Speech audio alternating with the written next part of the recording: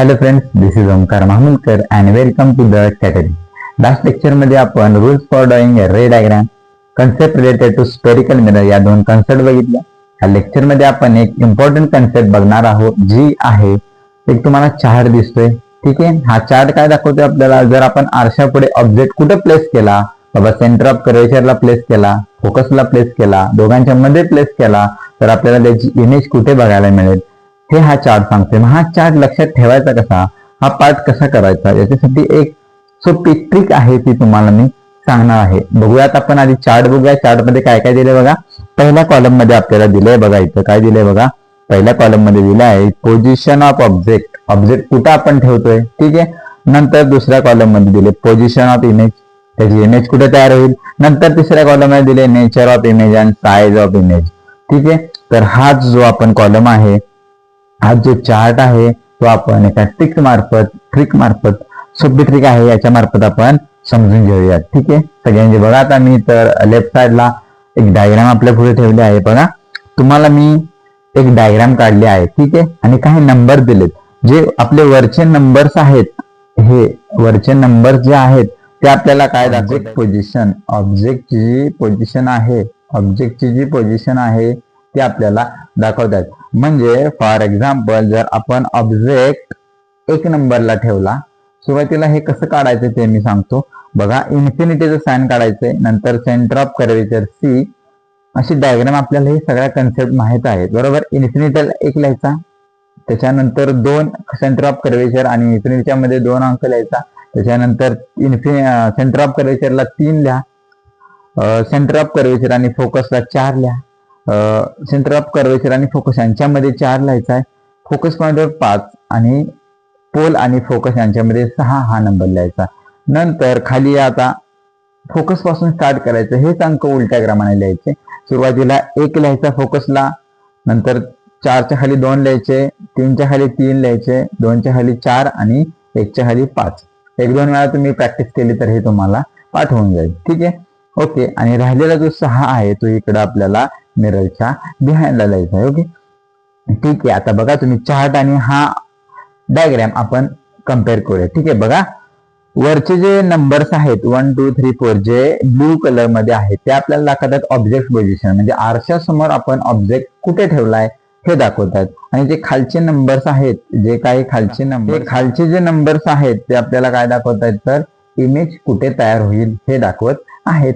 ठीक आहे. तर बघा, आता बघूया आपण चार्ट आणि हे फॉलो करूया. बघा, आपण जर इमेज सेंटर ऑफ कर्वेचर 3 नंबरला जर ठेवली, ठीक आहे, म्हणजे सपोज आपण आरशासमोर एकदम मेकअप पावडर लावून जर उभं राहिलोय, कुठे राहिलोय, सेंटर ऑफ कर्वेचर वरती उभे राहिले, तर आपली इमेज कुठे तयार होईल, तर खालचे नंबर बघा, खाली 3 नंबर शोधायचा. कुठं आहे रे 3 नंबर, तर सेंटर ऑफ कर्वेचरला आहे. आता आपण चार्ट मध्ये जाऊया. ठीक आहे. बघा, आता आपल्या ऑब्जेक्टची पोझिशन कुठे आहे, ऑब्जेक्ट पोझिशन कुठं आहे, ऍट दी 4 नंबर बघा, at the centre of curvature आहे का. पोझिशन ऑफ इमेज मध्ये बघा कुठं आहे, at the centre of curvature आहे का, सेम तसं. ठीक आहे. नेक्स्ट आपण अजून एक बघूयात. बघा, आता आपण बघूया, ऑब्जेक्ट आपला ठेवला आहे फोकस वरती, ऑब्जेक्ट ठेवलाय बघा 5 नंबर वरच्या लाईनचा 5 नंबर बघा.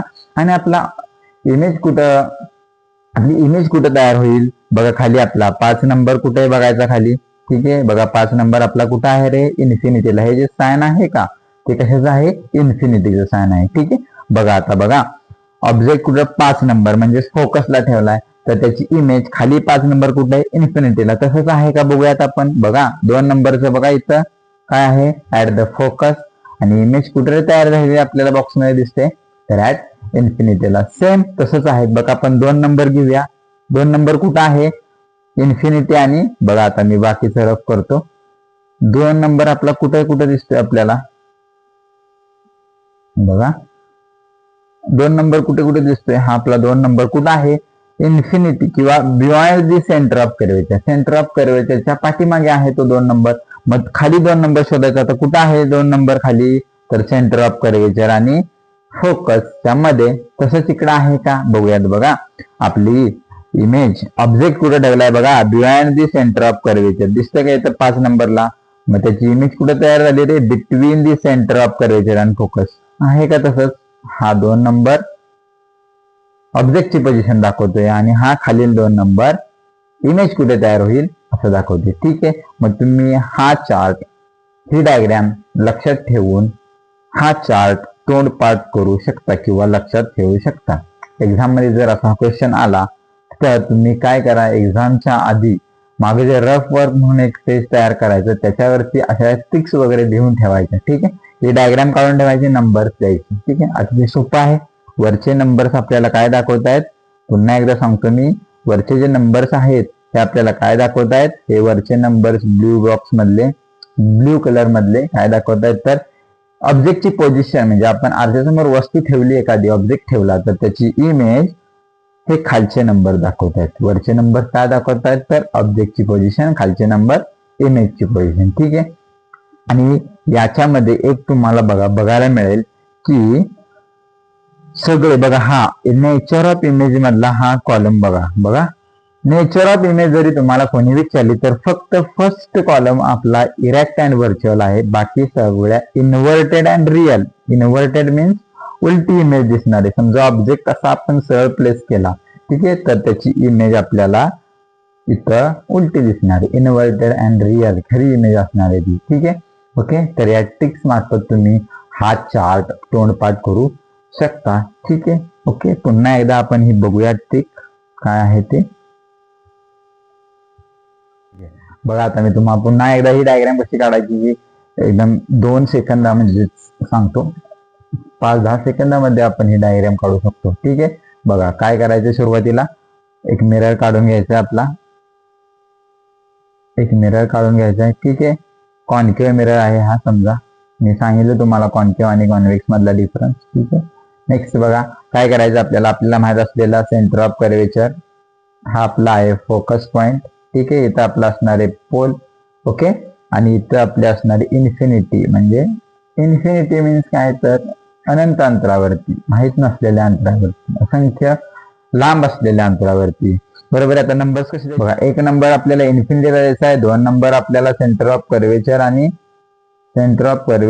त्या दोघांच्या मध्ये द्यायचा आहे, 3 नंबर आपल्याला सेंटर ऑफ कर्वेचरला द्यायचा आहे, 4 नंबर सेंटर ऑफ कर्वेचर आणि फोकस पॉइंटला द्यायचा आहे, 5 नंबर आपल्याला फोकस पॉइंटला द्यायचा आहे आणि 6 नंबर आपल्याला पोल आणि फोकसच्या मध्ये द्यायचा आहे.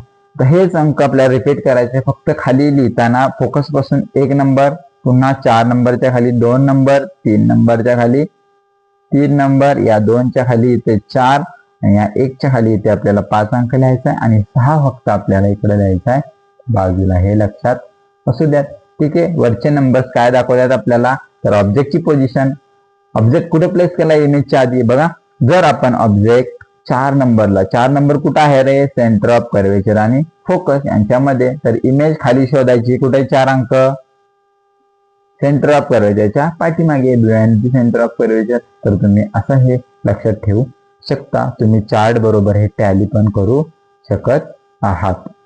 ठीक आहे, तर हा इम्पॉर्टंट क्वेश्चन आहे, सगळ्यांनी लक्षात ठेवा. ओके, स्क्रीनशॉट काढू शकताय तुम्ही चालू लेक्चर मध्ये ट्रिक्स लक्षात ठेवण्यासाठी मी तुम्हाला सांगितलं. ओके, तर या ट्रिक्स मार्फत तुम्हाला एक्झाम मध्ये क्वेश्चन विचारले जातात.